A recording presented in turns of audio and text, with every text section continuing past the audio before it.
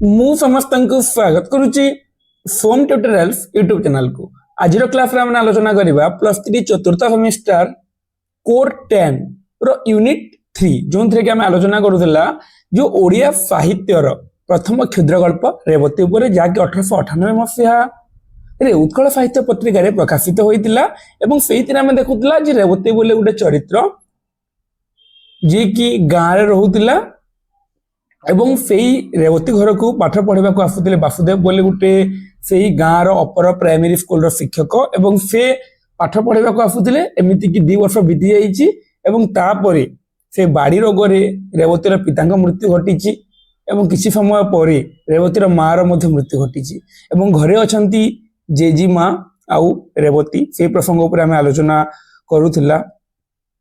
तापर बुढ़ी संज बेले सब बस कांदे निज पुओ एवं बोहू को मन पकईकी कांदी कांदी तले पड़ जाए से राति काटे रेवती धके धके होई पाखरे पड़ जाए जे नाती नातुणी आई आउ नातुणी दी जण मिसिकी कांदु थांती। बुढ़ी आखि के एबे भल होई दिसु नाही बायाणी परी होई गलानी एबे कांदीबार उणा करी रेवती को गाली देवार आरंभ करिछि। रेवतीर पितामातांकर मृत्यु घटी घरे रेवतीर जेजी बुढ़ी आ रेवती सबुदिन बुढ़ी कांदे किंतु धीरे धीरे बुढ़ी रो कांदीबार कमी कमी आसिलानी ता आखि मध्य कम दिसुची तापर से रेवती को गाली देवा को आरंभ करिछि। एते जे दुख एते जे दुर्दशा सबुर मूल कारण रेवती एहा से मन मध्य स्थिर करि फाइलानी जे एते जो दुख हैला ता पुओ बोहर जो मृत्यु हैला एते जे दुर्दशा सबुर मूल कारण हेउची रेवती। ए जिन से जानि फाइलानी से कही रेवती पाठ पढ़ी वासुदेव आसिक पाठ पढ़े रेवती पाठ पढ़ू पुओ मल्ला बोहू मल्ला हलिया छाड़ी गला बलद बिका गला जमीदार घर गाई बांधी घेनी गला रेवती कुलक्षणी से कुढ़ंगी से लक्ष्मी हुड़ी बुढ़ी आखि को आ दिशु ना बुढ़ी रागरे गर गर ता आखि को दिशु ना रेवती पाठ पढ़ा बोलिकी पाठ पढ़ला बोलिकी पुओ मरीगला बोहू मरीगला हलिया छाड़ी के चली गला बलद बिका गला जमीदार घर आसी गाई बांधी गला ए सब कारण पाई रेवतीर पाठ पढ़ा दायी बोलिकी बुढ़ी कहूची से जने कुलक्षणी कुढ़ंगी से लक्ष्मी हुड़ी बुढ़ी आखि को आउ दिशु ना ताहार कारण रेवतीर पाठ पढ़ा जे बुढ़ीर आखि को आई दिशु नहीं तार कारण रेवती के आशा नहीं कि रेवती पाठ पढ़ी ता पिता श्याम बंधु महारती मत समर्थन करुले किंतु पितामाता मृत्यु पर ए जहाँ भी घटना है से सब दायी होउची रेवतीर पाठ पढ़ा बोलिकी बुढ़ी कही। बुढ़ी गाली देवा बेले रेवती आखिर 2 धार बही जाऊ थाए लुह डरे बुढ़ी पाखरे आसी छिड़ा हो रही पारे नहीं पाखरे से छिड़ा हो पारे नहीं आखिर पानी बाहरी पड़ुथे गोटे पटे पितामातांकर मृत्युर दुख अन्य पटे से देखी बुढ़ी ताको गाली दउची से दायी करुची बाड़ी दुआरे नहिले घर कोणरे मुह घोड़ाई काठटी परी बसी थाए केते बेले कोन से बसी था मन आउ ठीक नहीं रेवतीर बाफु मध्य दोषी कारण रेवती एते दिन जाए पढ़ु नथिला सेही आसे सिना पढ़े देला से जगार बाफु मध्य दोषी रेवती तो पाठ पढ़ु नथिला बाफु आसबारु रेवती को पाठ पढ़ेला मात्र बुढ़ी भावे जिनिस किंतु बाफु को किछि कही पारे नाही बाफु न हेले घरे दंडे अचल पुणी जमीदार घर लट छिड़ी नाही जमीदार घर लोक आसी आज ये हिसाबटा काली से हिसाबटा मागे बाफु न हेले पांजी बिड़ारू पढ़ी कतर काढ़ीदेव किए तथापि बाफु नथिला बेले से सहज कथारे केबे केबे आपणा मंतव्य प्रकाश कर दिए रेवती एणिकी आउ पिला नुहे जे से घर जो आगुरी जो जमीदारी सब बुझुते से हिसाब बेले बेले जमीदार घर लोक मागे आसती बाफु थाए बोलिकी से जिन पढ़ी बुझाई दिए रेवती एणिकी आउ पिला नाही ता पार्टी आउ कहीं शुणी ना बापा माँ गला दिनु ताकू दांड दुआरे आउ कहीं देखी ना जो दिन रेवतीर बापा माँ मृत्यु घटी से दिन से कथबार्ता हवा प्रायतः बंद कर देइछि दांड दुआरे रेवती को आउ कहीं देखी ना केते दिन जाए भो भो करी डका पड़ुला एबे आउ पार्टी करी कांदे नहीं आगरू कांदुला कि रेवती मध्य एबे आउ चिल्ले चिल्ले कांदे नहीं मात्र दिवारात्र आउ आखिरु पानी फुकिबाकू नहीं सब से नीरव लुह ता आखिरु बही पड़ू थाए ताहार क्षुद्र प्राण तहिरु अति क्षुद्र मनटी एका बेलके भांगी जाइछि ତା ପକ୍ଷରେ ବର୍ତ୍ତମାନ ଦିନ ରାତି ସମାନ, ସୂର୍ଯ୍ୟର ଆଲୁଅ ନାହିଁ, ରାତିର ଅନ୍ଧାର ନାହିଁ, ସବୁ କିଛି ତା ପାଇଁ ଫିକା ଫିକା। ପିତାମାତାଙ୍କ ମୃତ୍ୟୁ ପରେ ସବୁ ତାକୁ ଅଜବ ଅଜବ ଲାଗୁଛି, କ'ଣ କରିବ କି ଜିନିଷ ସେ ସ୍ଥିର କରିପାରୁନାହିଁ। ବର୍ତ୍ତମାନ ତା ପାଇଁ ଦିନ ରାତି ସବୁ କିଛି ସମାନ, ସମସ୍ତ ଜଗତ ଶୂନ୍ୟ, କେବଳ ପିତାମାତାଙ୍କ ମୂର୍ତ୍ତି ହୃଦୟପୂର୍ଣ୍ଣ କରିଛି। ମା ଏହିଠାରେ ବସି ଅଛନ୍ତି, ବାପା ଚାଲି ଯାଉଅଛନ୍ତି, ତାହା ଆଖିରେ କେବଳ ଏ ଦୁଇଟା ଦିଶୁ, ତାକୁ ଦିଶୁଛି ସେ ଗୋଟେ ଜାଗାରେ ଘର କୋଣରେ ପଡ଼ିକି ଯେ ମା ସେଠି ବସିଛନ୍ତି, ବାପା ଚାଲି ଯାଉଛନ୍ତି। ସେ ମା ବାପାଙ୍କର ସ୍ମୃତିକୁ ସେ ମନେ ପକେଇକି ନିରବରେ ତା ଆଖିରୁ ଲୁହ ଝରି ପଡୁଛି।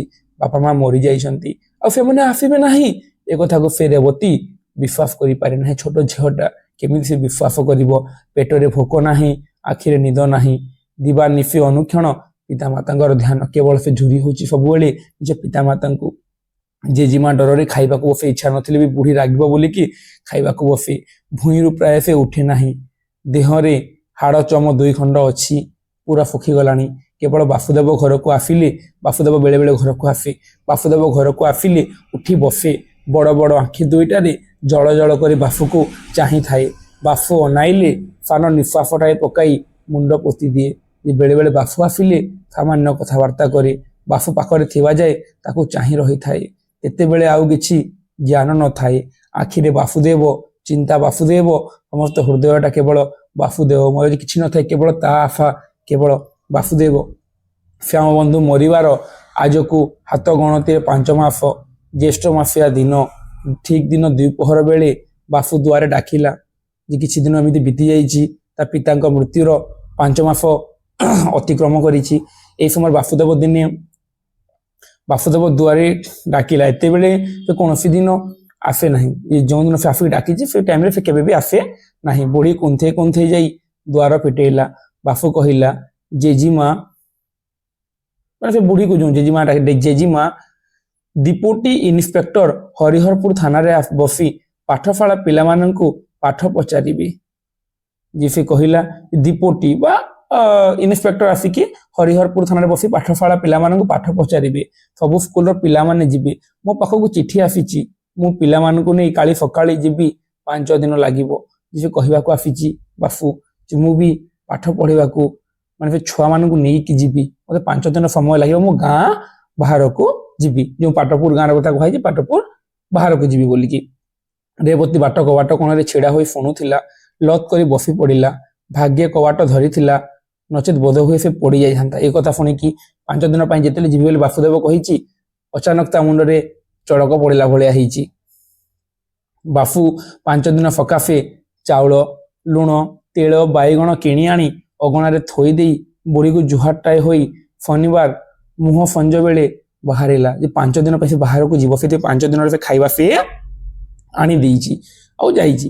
କାହିଁକି ନା ମାନେ ରେବତୀର ପିତାମାତାଙ୍କ ମୃତ୍ୟୁ ପରେ ବାସୁଦେବ ସବୁ ଜିନିଷ ବୁଝୁଥିଲା ରେବତୀ ପରିବାରର। ବୁଢ଼ୀ କହିଲା, ବାପା, ଖରାରେ ବୁଲିବୁ ନାହିଁ, ଦେହ ପାକୁ ଚାହିଁବୁ, ବେଳରେ 2ଟା ମୁହଁରେ ଦେବୁ। ଏହା କହି ନିଶ୍ୱାସଟାଏ ପକାଇଲା। ରେବତୀ ଏକା ଧ୍ୟାନରେ ବାସୁକୁ ଚାହିଁଥାଏ। ଆଜିକା ଚାହାଣୀ ଅନ୍ୟ ରକମର। ରେବତୀର ମନ ବାଧା ଦେଉଛି ଯେ ବାସୁକୁ ଅଟକାଇବା ପାଇଁ, ବାସୁ ଯାଆନା ବୋଲିକି, କିନ୍ତୁ ସେ କହିପାରୁନାହିଁ। ସେ ଚାହାଣୀ ଅନ୍ୟ ରକମର। ଆଗେ ବାସୁ ଚାହିଁଲେ ମୁଣ୍ଡ ତଳକୁ ପୋତି ଦେଇକି ଲାଜ ହୋଇଯାଉଥିଲା, କିନ୍ତୁ ଆଜି ସେ ଭାବ ନାହିଁ। ଏକା ଧ୍ୟାନରେ ସେ ବାସୁକୁ ଚାହିଁ ରହିଛି। ବାସୁର ମଧ୍ୟ ଆଜି ଆଗକା ଚାହାଣୀ ନୁହେଁ। ଆଗେ ବାସୁର ଯେମନ୍ତ ଖୁବ୍ ଇଚ୍ଛା ରେବତୀକୁ ଭଲ କରି ଦେଖିବ, ସବୁବେଳେ ତାର ଇଚ୍ଛା ଥିଲା ଆଗରୁ ରେବତୀକୁ ଦେଖିବ। କାହିଁକି ନା ଯାହାର ରେବତୀ ଏବଂ ବାସୁଦେବଙ୍କ ନୀରବ ପ୍ରେମର କଥା କୁହାଯାଇଛି। ରେବତୀକୁ ମାନେ ବହୁତ ଇଚ୍ଛା ଥିଲା ବାସୁଦେବର ଯେ ରେବତୀକୁ ଦେଖିବ, କିନ୍ତୁ କେବେ ସେ ଠିକ୍ ସେ ଦେଖିପାରେ ନାହିଁ। ଆଜି 4 ଚକ୍ଷୁର ମିଳନ, ଆଖି ଫେରେଇବାକୁ କାହାରି ଆୟତ୍ତ ନାହିଁ। ପରସ୍ପରକୁ ଯେଉଁ ଭଲ ପାଉଥିଲେ ଏତେ ଦିନରୁ, ଯେ ନୀରବ ପ୍ରେମର କଥା କୁହାଯାଇଛି, ଜଣେ ଆଉ ଜଣଙ୍କୁ ଦେଖିଦେଲେ ଲାଜେଇ ପଡ଼ୁଥିଲେ, କିନ୍ତୁ ଆଜି ଅଚାନକ ଆଖି ମିଶି ଯାଇଛି। ଉଭୟଙ୍କର 4 ଚକ୍ଷୁର ମିଳନ। ବାସୁ ଚାଲିଗଲାଣି, ଆଉ ଦିନ ନାହିଁ, ଘର ବାହାର ଅନ୍ଧାର ପୁରିଗଲାଣି। ରେବତୀ ଯେପରି ଚାହିଁଥିଲା ସେହିପରି ଚାହିଁ ଅଛି। ରେବତୀ ଗୋଟେ ଧ୍ୟାନରେ ଚାହିଁ ଅଛି, କିନ୍ତୁ ବାସୁ ତା ସମୟ ହେବାରୁ ଚାଲି ଯାଇଛି। ବୁଢ଼ୀ ଡାକିବାରୁ ତାହାର ଚେତନା ହେଲା। ଘର ବାହାର ସମସ୍ତ ଅନ୍ଧକାରମୟ। ଧୀରେ ଧୀରେ ଧୀରେ ଧୀରେ ରାତି ହେଇଯାଇଛି ଏବଂ ସେହି ସମୟରେ ବାସୁ ମଧ୍ୟ ଚାଲିଯାଇଛି। ତ ଗାଁର ପରିବେଶର କଥା ବର୍ଣ୍ଣନା କରାଯାଇଛି। ରେବତୀ ବାସୁକୁ ଏକ ଧ୍ୟାନରେ ଚାହୁଁଥିଲା, କିନ୍ତୁ ବାସୁକୁ ଯିବାକୁ ପଡ଼ିଲା ଗାଁ ଛାଡ଼ି 5 ଦିନ ପାଇଁ। ସେ ସମୟରେ ରେବତୀର ଧ୍ୟାନ ନାହିଁ, ଅନ୍ୟମନସ୍କ ଭାବରେ ସେ ଆଡ଼କୁ ସେ ଚାହିଁ ରହିଥାଏ। ବୁଢ଼ୀ ଡାକିବାରୁ ସେ ଯେଉଁ ଭାବରେ ଯେଉଁ ମାନେ ବିଳୀନ ହୋଇଯାଇଥିଲା, ସେ ଭାବ ତାର ଭାଙ୍ଗି ଯାଇଛି। ରେବତୀ ବସି ଦିନ ଗଣୁଛି। ତାପରେ ସେ ଚାଲି ଯାଇଛି। ତାପରେ ଆର ଦିନର କଥା, ରେବତୀ ବସିକି ଦିନ ଗଣୁଛି। ଆଜି 6 ଦିନ। ବାପା ମା ଗଲା ଦିନୁ ଦାଣ୍ଡ ଦୁଆର ଦେଖିନଥିଲା। ଆଜି ସକାଳୁ ଦାଣ୍ଡ ଦୁଆର ଆଗରେ ଦୁଇଥର ମୁହଁ ମାରିଗଲାଣି। ଯେ ଯେଉଁ ଦିନ ବାପା ମା ଦୀର୍ଘ 5-6 ମାସ ଆଗରୁ ଯେଉଁ ବାପା ମାଙ୍କର ମୃତ୍ୟୁ ହୋଇଥିଲା, ତାପରେ ରେବତୀ କେବେ ଘରୁ ବାହାରି ନଥିଲା। ବାପା ମା ଗଲା ଦିନ ଠାରୁ ଦାଣ୍ଡ ଦୁଆର ଦେଖିନଥିଲା। ଆଜି ସକାଳୁ ଦାଣ୍ଡ ଦୁଆରେ ଆଗରେ ଦୁଇଥର ମୁହଁ ଗଲାଣି। ବେଲ ଅନ୍ଦାଜ 6 ଘଡ଼ି। ହରିହରପୁରରୁ ସ୍କୁଲ ପିଲାମାନେ ଫେରି ଆସିବା ମାତ୍ର ଲୋକ ବୋଲା ବୋଲି କହିଲେ ଯେ ଆଜି 6 ଦିନ, ମାନେ 5 ଦିନ ପାଇଁ ସେ ବାସୁଦେବ ଯାଇଥିଲା। ତ ଏ ଜାଗାରେ ଆମେ ଦେଖିବା ଯେ ସେ 5 ଦିନ ପାଇଁ ଯାଇଥିଲା ସିନା, ମାନେ 5 ଦିନ ପାଇଁ ଯାଇଥିଲା ବାସୁଦେବ। ତ 6 ଦିନ ବାସୁଦେବ ଫେରି ଆସିବ ବୋଲିକି ଅପେକ୍ଷା କରିଛି ରେବତୀ। ବାରମ୍ବାର ଘରୁ ବାହାରକୁ ଚାହୁଁଥାଏ ଯେ କେତେବେଳେ ବାସୁଦେବ ଆସିବେ ବୋଲିକି। ପିଲାମାନେ ଯେଉଁ ହରିହରପୁରକୁ ଯାଇଥିଲେ, ମାନେ ସେ ସ୍କୁଲରୁ ପିଲାମାନେ ଫେରି ଆସିବା ମାତ୍ର କି ଲୋକେ ବୋଲା ବୋଲି କହିଲେ। ହରିହରପୁରରୁ ଫେରି ଆସିବା ସମୟରେ ଗୋପାଳପୁର ବରଗଛ ମୂଳରେ ପଣ୍ଡିତଙ୍କୁ ବାଡ଼ି ଧଇଲା। ଯେ ସମସ୍ତେ କାହାକୁ ହେଲେ କି ଯେ ହରିହରପୁରରୁ ଫେରି ଆସିବା ସମୟରେ, ଯେତେବେଳେ ହରିହରପୁରକୁ ଯାଇଥିଲେ ଛୁଆମାନଙ୍କୁ ନେଇକି ବାସୁଦେବ, ତ ହରିହରପୁରରୁ ଛୁଆମାନେ ଫେରି ଆସିଲେ, କିନ୍ତୁ ବାସୁଦେବ ଫେରିନି। ତ ହରିପୁରରୁ ଫେରି ଆସିବା ସମୟରେ ଗୋପାଳପୁର ବରଗଛ ମୂଳରେ ପଣ୍ଡିତଙ୍କୁ ବାଡ଼ି ଧଇଲା। 4 ଥର ପୋଖରୀ ପାଣି ହେଲା। ଅଧରାତି ବେଳେ ଚାଲିଗଲେ। ଗ୍ରାମ ଲୋକମାନେ ହାୟ ହାୟ କଲେ। ପୁଅ ଝିଅ ମା ମାଇକିନା ପାଟି କରି କାନ୍ଦି ପକେଇଲେ। କେହି କହିଲା ଆହା କି ରୂପରେ, କେହି କହିଲା କି ଧୀରରେ, କେହି କହିଲା ଦାଣ୍ଡରେ ଚାଲି ଯାଉଥିବ ଯେ ମାଛିଟିକି ମୋର କହିବ ନାହିଁ। ରେବତୀ ଶୁଣିଲା।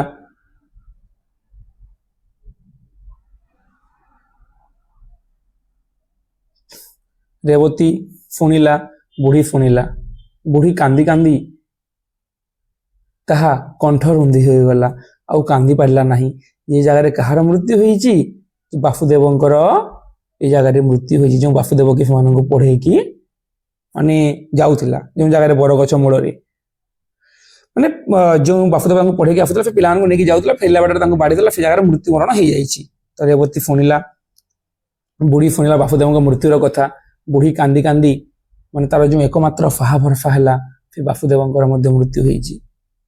ଆଉ କାନ୍ଦି ପାରିଲା ନାହିଁ। ଶେଷରେ କହି ଉଠିଲା, ଆହା ବାପ, ବିଦେଶକୁ ଆସି ଆପଣା ବୁଦ୍ଧିରେ ପ୍ରାଣ ହରେଇଲୁ ରେ। ଅନ୍ୟ ଜାଗାରୁ ପାଠ ପଢ଼ିବାକୁ ଆସିଥିଲୁ, ନିଜ ବୁଦ୍ଧିରେ ପ୍ରାଣ ହରେଇଲୁ। ଅର୍ଥାତ୍ ସେ ଦୁର୍ବୁଦ୍ଧି କରି ରେବତୀକୁ ପାଠ ପଢ଼େଇବାରୁ ମରିଗଲା, ନଚେତ୍ କେବେ ମରିନଥାନ୍ତା। ଶୁଣିଲା ବେଳକୁ ରେବତୀ ଘରେ ଯାଇ ପଡ଼ିଛି, ଫୋର ଶବ୍ଦ ନାହିଁ। ଏହି ଜାଗାରେ ବୁଢ଼ୀ କହିଛି ରେବତୀ ପାଠ ପଢ଼ିବାରୁ ତା ପିତାଙ୍କର ମୃତ୍ୟୁ ହେଲା, ମାତାଙ୍କର ମୃତ୍ୟୁ ହେଲା, ସେ ଅନ୍ଧ ହୋଇଗଲା, ଜମିଦାର ମାନେ ସେ ତାଙ୍କ ଘର ନେଇଗଲେ। ଅନ୍ୟପଟେ ବାସୁଦେବ ରେବତୀକୁ ପାଠ ପଢ଼େଇଲା, ସେଇଥିପାଇଁ ବାସୁଦେବର ମୃତ୍ୟୁ ହେଲା। ସେ ଯଦି ରେବତୀକୁ ପାଠ ପଢ଼େଇ ନଥାନ୍ତା ତାହେଲେ ରେବତୀର ମୃତ୍ୟୁ ହୋଇନଥାନ୍ତା। ତ ଏଇ ଜାଗାରେ ଆମେ କୁସଂସ୍କାର ଦେଖିବା ଯେ ସେଇ ସମୟରେ କେମିତି ଝିଅ ଗୋଟେକୁ ପାଠ ପଢ଼ିବାକୁ ଦିଆଯାଉନଥିଲା ଏବଂ ସେ ଝିଅଟା ପାଠ ପଢ଼ିଛି। ସେଇଥିପାଇଁ ଏ ସବୁର ମୂଳ କାରଣ ହେଉଛି ରେବତୀ। ଶୁଣିଲା ବେଳକୁ ରେବତୀ ଘରେ ଯାଇ ପଡ଼ିଛି। ଯେ ମାନେ ବୁଢ଼ୀ କହି ଚାଲିଛି, ରେବତୀ ଘରେ ଯାଇକି ପଡ଼ିଛି, ଫୋର ଶବ୍ଦ ନାହିଁ। ସେ ଦିନଟା ଗଲା। ତ ହିଁ ଆର ଦିନ ସକାଳେ ବୁଢ଼ୀ ରେବତୀକୁ ପାଖରେ ନ ଦେଖି ପାଟି କଲା, ରୋ ରେବତୀ। ଆର ଦିନ ଦେଖିଲା ଆଜି ରେବତୀ ସେ ଜାଗାରେ ପଡ଼ିଛି, କିନ୍ତୁ ବୁଢ଼ୀ ତ ଅନ୍ଧୁଣୀ, ତାକୁ କମ୍ କମ୍ ଦେଖାଯାଉଛି। ତ ସେ କ'ଣ କରିବ? ସେ ଆର ଦିନ ରେବତୀକୁ ପାଖରେ ନ ଦେଖିକି ପାଟି କଲା, ଲୋ ରେବତୀ, ଲୋ ରେବି, ଲୋ ନିଆଁ, ଲୋ ଚୁଲି। ବୁଢ଼ୀ ବାୟାଣୀ ପରି ହୋଇଗଲାଣି। କାନ୍ଦ ବୋବାଳି ନାହିଁ, କେବଳ ରାଗରେ ରେବତୀକୁ ଗାଳି। ଯେ ଆଗରୁ କାନ୍ଦୁଥିଲା, କିନ୍ତୁ ଏବେ ଖାଲି ରାଗ ରାଗ ଲାଗୁଛି ତାକୁ, ଝିଅରେ କେବଳ ରେବତୀ ପାଠ ପଢ଼ିଲା ବୋଲିକି ଏସବୁ ହେଲା, ନହେଲେ କେବେ ହୋଇନଥାନ୍ତା। ପଡ଼ିଶା ଲୋକ, ଦାଣ୍ଡ ଗଲା ଲୋକେ ଯେତେବେଳେ ଇଚ୍ଛା ସେତେବେଳେ ଶୁଣି ଯାଆନ୍ତି, ଶୁଣୁଅଛନ୍ତି। ପଡ଼ିଶା ଲୋକ ସମସ୍ତେ ଶୁଣୁଛନ୍ତି। ବୁଢ଼ୀ ବାରମ୍ବାର କହୁଥାଏ, ଲୋ ରେବତୀ, ଲୋ ରେବି, ଲୋ ନିଆଁ, ଲୋ ଚୁଲି। ବୁଢ଼ୀ ଆଖିକି ଆଉ ଦିଶୁ ନାହିଁ। ଅଣ୍ଡାଳି ଅଣ୍ଡାଳି ଯାଇ ରେବତୀକୁ ପାଇଲା, ଡାକିଲା। ଜବାବ ନ ପାଇ ତା ଦେହରେ ହାତ ବୁଲାଇ ଦେଖିଲା, ଭାରି ଜ୍ୱର, ଦେହରୁ ନିଆଁ ବାହାରୁଛି। ଜ୍ଞାନ କାହିଁ? ବୁଢ଼ୀ ରେବତୀକୁ ଗାଳି ଦିଏ। ତା ପାଖରୁ କିଛି ଜବାବ ପାଇଲାନି। ଲାଷ୍ଟରେ ଯାଇକି ତାକୁ ଆଉ ଦିଶୁନି। ହାତରେ ଅଣ୍ଡାଳି ମାନେ ଏମିତି ଖୋଜି ଦେଖିଲା। ରେବତୀର ଦେହରେ ହାତ ବୁଲାଇ ଦେଖିଲା, ଭାରି ଜ୍ୱର, ଦେହରୁ ନିଆଁ ବାହାରୁଅଛି, ଜ୍ଞାନ ନାହିଁ। ବୁଢ଼ୀ ଢେର ବେଳ ଯାଏ ବସି କ'ଣ ପାଞ୍ଚିଲା। କ'ଣ କରିବ? କାହାକୁ ଡାକିବ? ମନ ମଧ୍ୟରେ ଜଗତ୍ ସଂସାର ଖୋଜିଲା, ପାଖରେ କାହାକୁ ଦେଖିଲା ନାହିଁ। କ'ଣ କରିବ? ତାକୁ ତ ଦିଶୁ ନାହିଁ। ଯେତେବେଳେ ଦେହକୁ ଯାଇକି ଛୁଇଁଛି ଯେ କ'ଣ ତା ଦେହରେ ଜ୍ୱର। ବୁଢ଼ୀ କ'ଣ କରିବ କିଛି ସ୍ଥିର କରି ନ ପାରି ଖପା ହୋଇ କହିଲା, ଯାହା ଆପଣା କିଆ ତହିଁକି ଇଲାଜ କିଆ। ଅର୍ଥାତ୍ ତୁ ପାଠ ପଢ଼ିବାରୁ ଜ୍ୱର ହେଲା, ମୁଁ କ'ଣ କରିବି ରେ ରେବତୀ? ତୁ ପାଠ ପଢ଼ିଛୁ, ତୋର ଜ୍ୱର ହେଲା, ତୁ ମାନେ ନିଜକୁ ନିଜେ ଡାକି ଆଣୁଛୁ ଏସବୁ ବିପଦ ଗୁଡ଼ିକ ନିଜ ପାଖକୁ। ତୁ କେବଳ ପାଠ ପଢ଼ୁଛୁ ବୋଲିକି ହିଁ ଏସବୁ ହେଲା। ତୁ ଯଦି ପାଠ ପଢ଼ି ନଥାନ୍ତୁ କେତେ ହସ ଖୁସିରେ ଆମେ ଥାନ୍ତା। କେବଳ ପାଠ ପଢ଼ିଲୁ ବୋଲିକି ସବୁ କିଛି ହେଲା, ତୋତେ ଜ୍ୱର ମଧ୍ୟ ହେଲା। ଏମିତି ଦିନେ ଗଲା, 2 ଦିନ ଗଲା, 3 ଦିନ ଗଲା, 4 ଦିନ ଗଲା, 5 ଦିନ ମଧ୍ୟ ଗଲା। ରେବତୀ ମାଟିରେ ଲାଗିଯାଇ ପଡ଼ିଛି, ଆଖି ଫିଟାଉ ନାହିଁ, ଡାକିଲେ ଉତ୍ତର ନାହିଁ, ଉଁଚୁ ହେବାକୁ ମଧ୍ୟ ନାହିଁ। ସେଇ ଦିନଠାରୁ ରେବତୀ ସେମିତି ସେ ଗୋଟେ କୋଣରେ ପଡ଼ିଛି। ଦିନେ 2 ଦିନ, 3 ଦିନ, 4 ଦିନ, 5 ଦିନ ଯାଇଛି, ଡାକିଲେ ଉତ୍ତର ମଧ୍ୟ ନାହିଁ। ଆଜି 6 ଦିନ। ରେବତୀ ସକାଳୁ 2-4 ଥର ମାନେ ରେବତୀ ସକାଳୁ 2-4 ଥର ପାଟି କଲାଣି। ବୁଢ଼ୀ ପାଟି ଶୁଣି ପାଖକୁ ଗଲା, ଦେହରେ ହାତ ବୁଲାଇ ଦେଖିଲା ଗୋଡ଼ ହାତ ଶୀତଳ। ଡାକିଲେ ହୁଁ ହୁଁ ଜବାବ ଦେଲା। କଟମଟ କରି ମୁହଁକୁ ଚାହୁଁଛି, କିଛି ନ ପଚାରିଲେ ମଧ୍ୟ କେତେ କଥା କହି ପକାଉଛି। ଯେ ସେଦିନ ଆପେ ଆପେ ରେବତୀ ଠିକ୍ ହେଇଯାଇଛି। ଦେଖିବା ଆମେ କିଛି ନ କଲେ ମଧ୍ୟ ରେବତୀ ଅନେକ କଥା କହି ପକାଉଛି। କୌଣସି କବିରାଜ ଦେଖିଲେ ତୃଷ୍ଣା, ଦାହ, ପ୍ରଳାପ, ସ୍ପଷ୍ଟ ଇତ୍ୟାଦି ଶ୍ଲୋକ ପଢ଼ି କହନ୍ତି ସନ୍ନିପାତସ୍ୟ ଲକ୍ଷଣ। ମାତ୍ର ବୁଢ଼ୀ ମାନେ ସମସ୍ତେ କହିଲେ ଯେ ତାକୁ ସନ୍ନିପାତ ହେଲା ବୋଲିକି। ମାତ୍ର ବୁଢ଼ୀ ଦେଖିଲା ଯେ ଦେହରେ ତାତି ନାହିଁ, କଥା କହୁନଥିଲା, ପାଟି ଫିଟାଇଲାଣି, ଚାହୁଁନଥିଲା, ଆଖି ଫିଟିଲାଣି, ପାଣି ପିଇବାକୁ ମାଗିଲାଣି। 6 ଦିନ ହେଲା ଜିଭରେ ପାଣି ଟୋପାଏ ବାଜିନି। 6 ଦିନ ହେଲା ରେବତୀ ସେମିତି ପଡ଼ି ରହିଥିଲା। 4ଟା ପଥି ପେଟରେ ପଡ଼ିଲେ ଝିଅଟା ଉଠି ବସିବ। ତୁ ଶୋଇଥା, ମୁଁ 4ଟା ପଥି ରାନ୍ଧି ଆଣେ। ଏହା କହି ବୁଢ଼ୀ ବାହାରକୁ ବାହାରିଗଲା। ଯେ ବୁଢ଼ୀ ଗଲା 4ଟା ପଥି ବା କିଛି ରାନ୍ଧି ଆଣେ, ଖାଇବୁ, ଆପେ ଭଲ ହେଇଯିବୁ ବୋଲିକି। ପଥି ରାନ୍ଧିବ ମାନେ ପଥି ରାନ୍ଧିବାକୁ ଗଲେ ଖାଇବା ପାଇଁ, ମାନେ ପଥି ମାନେ ଭାତ ମୁଠେ ଯେମିତି କୁହାଯାଇଥାଏ ଆମେ। ସେ ପଥି ରାନ୍ଧିବ କ'ଣ? ଘରେ ପାଛିଆ, କୁଣ୍ଡେଇ, ହାଣ୍ଡି, ଆଟିକା ସବୁ ଖୋଜିଲା, ମୁଠାଏ ଚାଉଳ ମଧ୍ୟ ପାଇଲା ନାହିଁ। କିଛି ବି ତା ଘରେ ଆଉ ନଥିଲା। ଯେ କେମିତି ଦୁରବସ୍ଥା ହେଇଯାଇଛି ତାର, ଦେଖ ତା ପରିବାର ଯେତେ ଖୁସିରେ ରହୁଥିଲେ ଶ୍ୟାମ ବନ୍ଧୁ ଆଗରୁ ଜମିଦାର ଘରେ କାମ କରିକି, କିନ୍ତୁ ତାର ଅବସ୍ଥା ଦେଖ ସେଇ ସମୟରେ ଯେ ମୁଠାଏ ଚାଉଳ ନାହିଁ। ନିଃଶ୍ୱାସଟାଏ ପକେଇ ବସିଲା। ବାପୁ 5 ଦିନକୁ ଚାଉଳ ଡାଲି କିଣିଦେଇ ଯାଇଥିଲା, ସେଥିରେ 10 ଦିନ ଚଲିଗଲା। ବୁଢ଼ୀର ଦୃଷ୍ଟିଶକ୍ତି ଥିଲେ ବୁଝିପାରିଥାନ୍ତା। ବସି ବିଚାର କଲେ ବୁଦ୍ଧି ଦିଶେ। ଘରେ କଂସା ବାସନ କିଛି ନାହିଁ। ହାତରେ ଗୋଟାଏ କଣା ଢୋଲ ପଡ଼ିଲା, ସେଇଟା ଧରି ହରିଫା ଦୋକାନ ଗଲା। ସେ ତାକୁ କିଛି ଗୋଟେ ପାଇଲେ ବିକିବି, ଆଉ କିଛି ଖାଇବା ଯୋଗାଡ଼ କରିବି ବୋଲି ବୁଢ଼ୀ ଭାବିଲା, ରେବତୀକୁ କିଛି ଖାଇବା ଦେବି ବୋଲିକି। ଘରେ କଂସା ବାସନ କିଛି ବି ନାହିଁ। ହାତରେ ଗୋଟାଏ କଣା ଢାଳ ପଡ଼ିଥିଲା, ଢୋଲ କହିଥିଲି, ଢାଳ ପଡ଼ିଥିଲା। ସେଇଟାକୁ ଧରିକି ସେ ହରିଫା ଦୋକାନକୁ ବାହାରିଲା। ହରିଫା ଘର ଗ୍ରାମ ମଝିରେ। ତାହାର ରୀତିମତ ଦୋକାନ ନାହିଁ। ଚାଉଳ, ଡାଳି, ଲୁଣ, ତେଳ ରଖିଥାଏ। କୌଣସି ଦିନ ବିଦେଶୀ ଲୋକ ପହଞ୍ଚିଲେ କିଣନ୍ତି, କେବେ ହେଲେ ଗ୍ରାମ ଲୋକଙ୍କର କିଛି ଦରକାର ହେଲେ କିଣନ୍ତି। ବୁଢ଼ୀ ଢାଳ ଧରି ହରିଫା ପାଖକୁ ଗଲା। ହରିଫା ବୁଢ଼ୀ ହାତରେ ଢାଳଟା ଦେଖି ଅର୍ଥଟା ବେଶ ବୁଝିଗଲା। ହରିଫା ବୁଝିଗଲା। ବୁଢ଼ୀ ଆପଣାର ଅଭିପ୍ରାୟ ଜଣାଇବାରୁ ହରି ଢାଳଟା ହାତରେ ଚାପି ଚାରିପାଖ ଦେଖି କହିଲା, ନାହିଁ ନାହିଁ, ମୋ ଘରେ ଚାଉଳ ନାହିଁ। ଆଉ ଏହି କଣା ଢାଳଟା ରଖି କିଏ ଚାଉଳ ଦେବ ତୋତେ? ଯା ଯା ଯା, ମୋ ଘରେ ଚାଉଳ ନାହିଁ। ସେ ବୁଢ଼ୀକୁ ଚାଉଳ ଦେବା ପାଇଁ ହରିଫା ମନେ କରିଦେଇଛି। ହରି ଘରେ ଯେ ଚାଉଳ ନଥିଲା ତାହା ନୁହେଁ, ଦେବାକୁ ମଧ୍ୟ ଇଚ୍ଛା, ତେବେ ଶସ୍ତାରେ ନେବାର କଥା। ଚାଉଳ ନଥିବା ଶୁଣି ବୁଢ଼ୀ ମୁଣ୍ଡରେ ତ ବଜ୍ର ପଡ଼ିଲା। କ'ଣ କରିବି? ଝିଅଟା ଜ୍ୱରରୁ ଉଠିଛି, ତା ମୁହଁରେ କ'ଣ ଦେବି? ଘଡ଼ିଏ ବସିଗଲା। ବେଳ ବୁଡ଼ିଗଲାଣି। ହରିକୁ 2 ଥର ଅନେଇଲା। ଯାଇ ଝିଅଟା କ'ଣ କରୁଛି ଦେଖେ ତ କିଛି ପାଇଲାନି। ତାପରେ ମାନେ କହିଲା, ମାନେ ଅପେକ୍ଷା କରିଛି କିନ୍ତୁ ଚାଉଳ ପାଇନି। ତାପରେ ଢାଳଟେ ଧରିକି ସେ ଉଠିଲା, ବୁଢ଼ୀ ଯିବେ ବୋଲିକି। ଢାଳଟେ ଧରିକି ଉଠୁଛି। ହରି କହିଲା, ଦିଅ ଦିଅ, ଢାଳଟା ଦିଅ ଦେଖେ ଘରେ କ'ଣ ଅଛି। ହରି ଢାଳଟା ରଖି 4 ମାଣ ଚାଉଳ, ଅଧମାଣ ଜାଇ, କିଛି ଲୁଣ ଦେଲା। ବୁଢ଼ୀ 4-6 ଜାଗା ବସି ଉଠି ଘରେ ପହଞ୍ଚିଲା କଷ୍ଟରେ।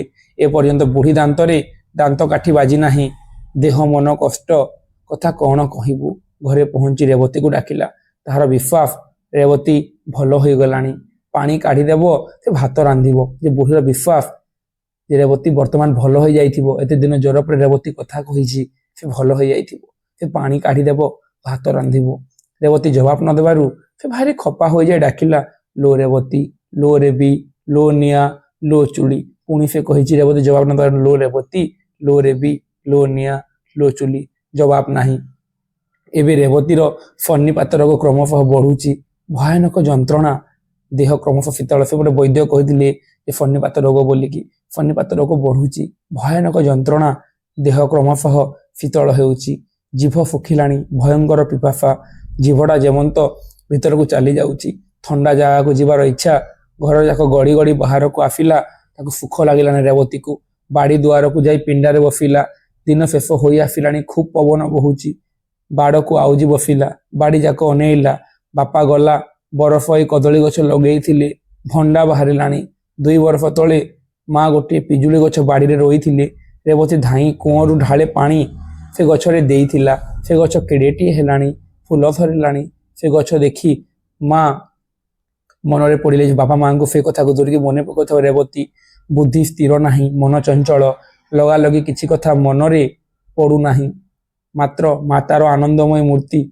आउ मन को छाड़ू नाही संज गड़ी गलानी गछ मूलरू डाल उढ़ालू अंधकार गुड़ाक बाहरी बाड़ी पूरी गलानी आउ किछि दिशु नाही दिने दिने दिन माने दिन दिवसरू रात्रि ही जाइछि आकाश को चाहिला पहर किया ताराटी धक धक हो किरण बाहर अच्छी एका ध्यान रेवती से तारा को चाही अच्छी आखिरे आउ पलक पड़ू नाही तारार आकार क्रमशः बढ़ी जाइछि चक्र परी आकार हो गलानी आहुरी वृद्धि क्रमशः उज्जवल आहा एक मूर्ति तारा मध्यरे शांतिदायिनी प्रेममयी आनंदमयी मातांकर अभय मूर्ति बसी स्नेहरे कोड़ को नेबा सकाशे डाकू अछंती इसे दृश्य देखिक रेवती खुशी हो जाउची माँ 2 गोटी किरण हस्त बढ़ेले से किरण दुईटी आसी चक्षु स्पर्श कर हृदय प्रवेश कला से अंधकार मध्य कौन शब्द ना केवल निश्वास शब्द से शब्द क्रमशः प्रबल खूब दीर्घ श्वास शेष में माँ माँ 2 थर अस्पष्ट शब्द शुभिला बाड़ी निस्तब्ध नीरव से जगार से शब्द रेवती निज माँ को से जगार झुरी बाड़ी थी से कथा जगह वर्णना कराई एणे बुढ़ी घुसुरी घुसुरी जाई रेवतीर शोवा जगह देखला बुढ़ी माने खायापाई आणिकी आसी रेवती बनैया चूड़ी जालिकी बनैब बोलिकी तो देखिला केही नाही घर जाक बाहर अगणा ढेंकी तल ढेंकी ढेंकी लांजी कहीं नाही मने कला ज्वर भर हो गलानी बाड़ी रे बुलुथिबो माने भाबिला बुढ़ी ये ज्वर भल हो गलानी से बाहरे बुलुथिबो सेही पुणी डाकिला सेही डाक लो रेवती लो रेबी लो निया लो चुली बाड़ी दुआर को गला अंडाली अंडाली पिंडा को उठिला पिंडाटा भूमि ठार 2 हाथ उच्च माने से जगह अंडाली अंडाली माने बुढ़ी आखि दिसुनी हाथ को एमती माने धरी धरी धरी धरी से रेवती को खोजी तापर रेवती को पाइला रेवती को छुई कहला मल्ला तू एठी बसीचु देहरे हाथ दे बुढ़ी प्रथम चमकी पड़िला आउ थरे भल करी गोड़ ठार मुंड जाए हाथ बुलेला ताको छुईकी हाथ माने देह को छुईकी ठंडा लागुची देह चमकी पड़िला बुढ़ी नाकरे हाथ देला तापर बुढ़ी कहार रेवतीर नाकरे हाथ देकी गोटे उत्कट शब्द हैला संगे संगे पिंडा तले दुलदाल शब्द जेतरे नाकरे हाथ देइची जानी पारिची बुढ़ी जे रेवती देहरे आउ प्राण नाही रेवतीर मृत्यु घटिची से रेवती आज मरी जाइची जो रेवती को लो रेवती लो रेबी लो निया लो चूड़ी बोली गाली करूला जी कहूला वर्तमान जो झीटा पाठ पढ़ला बोली कि बापा मला माँ मला जमीदार गाई बलद गुड़ाक बांधि नेले बुढ़ी अंधुणी हो गला रेवती को पाठ पढ़ेला बोली बासुदेवर मृत्यु है कौन कर बुढ़ी आई रेवती को दोष दौला आज कौन कह कि जे रेवती पाठ पढ़ला बोली कि निजे रेवती मरीगला बोली कि तो यही समय तो जिते नाकर मैंने हाथ देती से समय से जापारी तार मृत्यु होगी रेवती तले पड़ जा बुढ़ी तले पड़ जा उभयंकर मृत्यु घटी गोटे हस खुशी परिवार समस्त श्याम बंधु महांती हूँ कि पत्नी हूँ कि रेवती हो कि बुढ़ी हो कि परिवार सहित संपर्क जोड़ा गोटे अपर प्राइमरी स्कूल बाल माने गोटे युवक बालक तो कह गोटे युवक वासुदेव समस्त मृत्यु सतरे यही गल्प को अत्यंत कारुण्यमय कर गल्पर समाप्ति रे समस्त मृत्यु होती जगह गाल्पिक वर्णना कर श्याम बंधु महांती घर कौन प्राणी को जगत रे आउ के कहीं देखी ना केमी देखिए समस्त मृत्यु हो जाइए पड़ोशी मैंने राति पहरक शेष शब्द शुणी लो रेवती लो रेबी लो निया लो चूड़ी जो कही बुढ़ी लो रेवती लो निया लो रेवती लो रेबी लो निया लो चूड़ी ये जिन लास्ट शुणी केवल गाँ लोक मैंने एटिकी ही आमर ମାନେ ଏଇ ଗଳ୍ପ ଓଡ଼ିଆ ସାହିତ୍ୟର ପ୍ରଥମ କ୍ଷୁଦ୍ର ଗଳ୍ପ ଆମେ ଯୋଉ ରେବତୀ ଉପରେ ଆଲୋଚନା କରୁଥିଲା ଏ ଜାଗାରେ ଆମର ପ୍ରଥମ କ୍ଷୁଦ୍ର ଗଳ୍ପ ଆମେ ଦେଖିବାକୁ ପାଇବା ଏବଂ ଏଥିରେ ନାରୀ ଶିକ୍ଷା ପ୍ରତି ତାତ୍ସଲ୍ୟର ବର୍ଣ୍ଣନା କରାଯାଇଛି ଏବଂ ବାଡ଼ି ଆସିଲା ଫନିପାତ ଆସିଲା ସେଇଥିପାଇଁ ମୃତ୍ୟୁ ହେଲା ତ ଏଇ ସବୁ ପାଇଁ ହିଁ କେବଳ ସ୍ତ୍ରୀ ଶିକ୍ଷାକୁ ଦାୟୀ କରାଯାଇଛି କାହିଁକି ନା ସେଇ ସମୟରେ ଝିଅମାନଙ୍କୁ ପାଠ ପଢ଼ା ଯାଉନଥିଲା ସେଇ ସମୟରେ ଝିଅମାନଙ୍କୁ କ'ଣ ଯେ ଗୋଟେ ଘରର ଚାରି କାନ୍ଥରେ ଆବଦ୍ଧ କରିକି ରଖି ଦିଆ ଯାଉଥିଲା ତ ସେଇ ସମୟରେ ରେବତୀ ସାହସ କରିକି ପାଠ ପଢ଼େଇଛି ତା ମାନେ ପିତା ତାକୁ ପାଠ ପଢ଼େଇଛନ୍ତି ଏବଂ ରେବତୀ ପାଠ ପଢ଼େଇଛି ବୋଲିକି ଏ ଯେଉଁ ଶ୍ୟାମ ବନ୍ଧୁ ତାଙ୍କ ଝିଅ ରେବତୀକୁ ପାଠ ପଢ଼େଇଛନ୍ତି ଏବଂ ରେବତୀ ପାଠ ପଢ଼ିଛି ବୋଲିକି ଏସବୁ କାରଣ ହେଇଛି ବୋଲିକି ବୁଢ଼ୀ କହିଛି ଏବଂ ଲାଷ୍ଟରେ ପରିବାର ସମସ୍ତଙ୍କର ମୃତ୍ୟୁ ହୋଇଛି ଏବଂ ଏହାର ନାୟିକା ରେବତୀ ଏବଂ ନାୟକ ବୋଲିକି ଆମେ ବାସୁଦେବଙ୍କୁ କହିପାରିବା ଉଭୟଙ୍କ ଭିତରେ ବିବାହ ହେଇନି କିନ୍ତୁ ବିବାହ ଠିକ ହେଇଥିଲା ଏବଂ ଉଭୟଙ୍କ ଭିତରେ ନିରବ ପ୍ରେମର କଥା ଆମେ ଦେଖିବାକୁ ପାଇବା ଯେ ରେବତୀ ବାସୁଦେବକୁ ଭଲ ପାଉଛି ବାସୁଦେବ ରେବତୀଙ୍କୁ ମଧ୍ୟ ଭଲ ପାଉଛି ଆଖିରେ ଦେଖା କିନ୍ତୁ ପ୍ରତିଶ୍ରୁତି ଦିଆଗି ଯାଇଛି ବାସୁଦେବ ଫେରିବ ବୋଲିକି କିନ୍ତୁ ସେ ଆଉ ଫେରି ପାରିନି ସେଇ କଥା ଏ ଜାଗାରେ ବର୍ଣ୍ଣନା କରାଯାଇଛି ଏବଂ ତୁମକୁ ମୁଁ ମଝି କହିଥିଲି ପିଲାମାନେ ପାଟପୁର ବୋଲିକି ଇଏ ପାଟପୁର ଅପର ପ୍ରାଇମେରୀ ସ୍କୁଲ ହେଇଥିଲା ପାଟପୁର ହରିପୁର ଯାଇଥିଲା ହରିପୁର ଫେରିବା ବାଟରେ ବାସୁଦେବଙ୍କର ମୃତ୍ୟୁ ହୋଇଛି ଏବଂ ସତରେ ଯେଉଁମାନେ ପଢ଼ିବେ ପାଠକଙ୍କୁ ଅତ୍ୟନ୍ତ